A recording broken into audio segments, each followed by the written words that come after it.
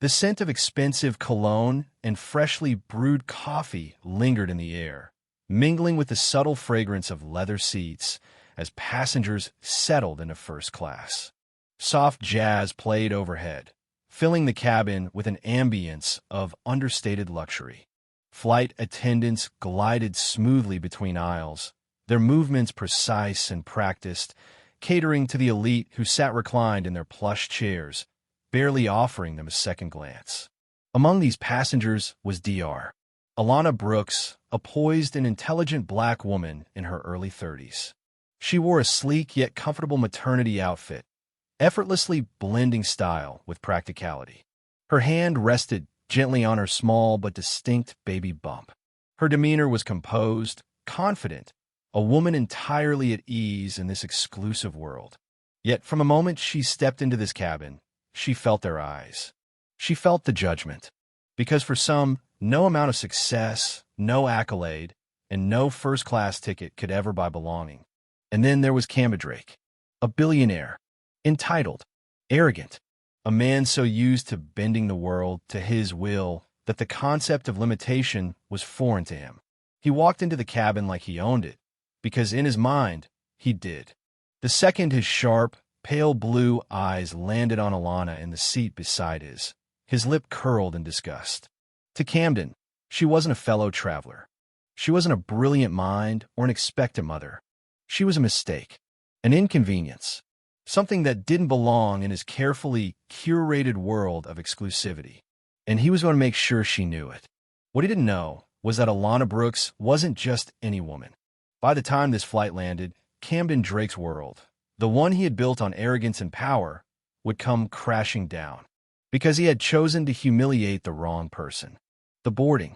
The cabin of first class was immaculate. Pristine white leather, soft golden lighting, and the faint but distinct aroma of freshly brewed espresso hung in the air. Every detail screamed of luxury, from the plush seats to the hand-stitched carpeting beneath Camden's Italian loafers. He strode in, his presence instantly commanding attention, the quiet thump of his shoes like the ticking of an expensive watch, precise, intentional. He was accustomed to deference, to control. He was always the most important person in any room. But then he saw her, Alana, seated into one hand resting protectively over her belly, her fingers idly flipping the page of a hardcover book. Camden came to a halt, his steps faltering. His gaze darkened. A slow, disdainful sneer crept over his face. "You got to be kidding me," he muttered under his breath. He turned sharply toward a nearby flight attendant, a blonde woman in her late 20s who had just finished helping a couple store their designer luggage. He didn't bother with pleasantries. "Miss," he barked. "Seat reassignment. Now." The attendant's professional smile flickered for only a moment before she recovered. "I'm sorry, sir. May I ask why?" He let out an exaggerated sigh and gestured toward Alana as though pointing at a wine stain on his favorite tie. "Because there's been a mistake. I paid for a first-class experience, not to sit next to this." His words hung in the air, heavy and cutting. Alana said nothing. She turned another page in her book with unbothered grace.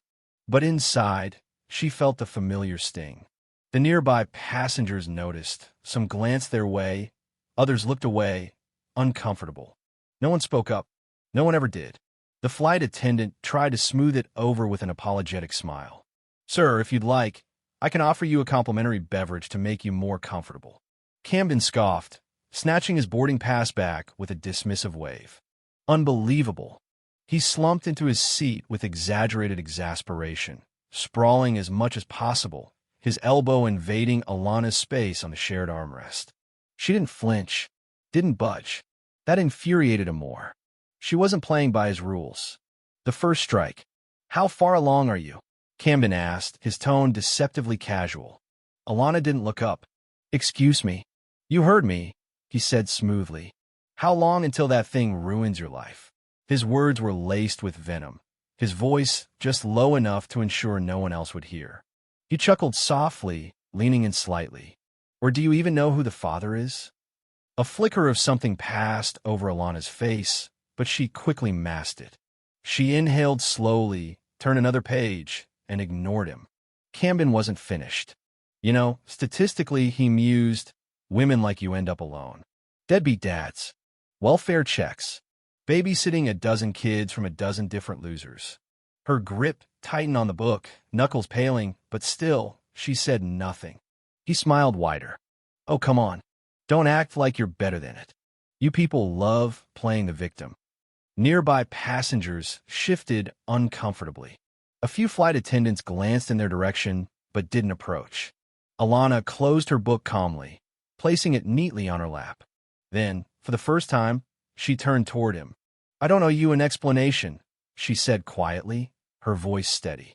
Camden's smirk widened. You do if you think I'm going to sit here for 5 hours pretending you belong. She exhaled slowly and reached for the call button. Before she could press it, Camden's hand clamped down on her wrist, not hard but firm. You really think they'll help you? He whispered. You think anyone here gives a damn? Alana's breath hitched slightly. Her free hand instinctively moved to shield her belly. Camden leaned back, releasing her wrist with a smug grin. You'd fit in better in coach. Escalation. The flight attendant returned with a glass of water. As she passed it to Alana, Camden's elbow accidentally knocked the glass, spilling its icy contents directly onto her lap. Oh my God, I'm so sorry, the attendant gasped.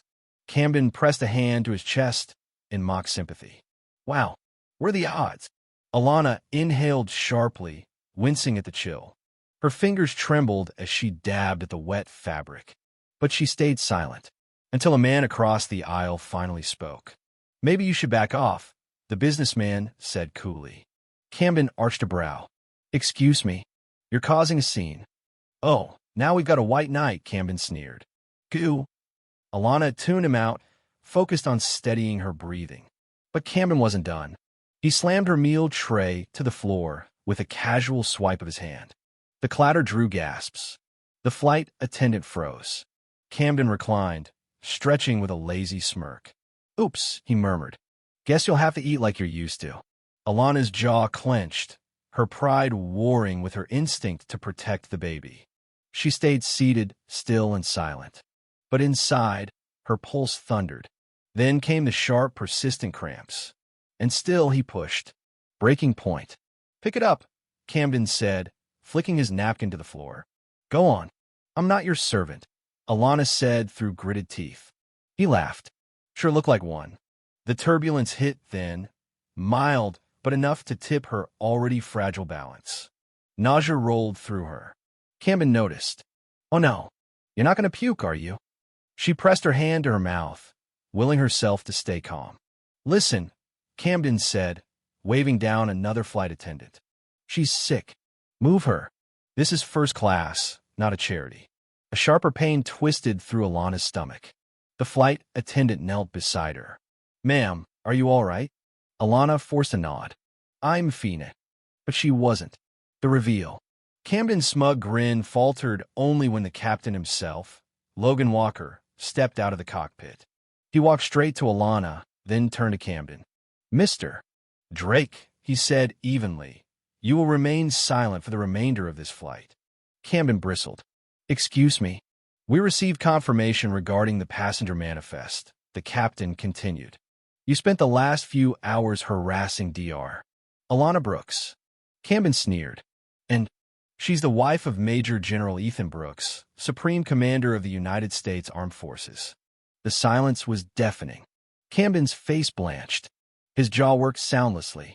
You've humiliated the wrong person, the captain finished. Camden sputtered, his arrogance crumbling. Passengers whispered, realizing who Alana was. Some watched in quiet awe, others in thinly veiled satisfaction. Then came the voice over the intercom. Camden Drake, the deep baritone announced. This is General Ethan Brooks. Camden froze.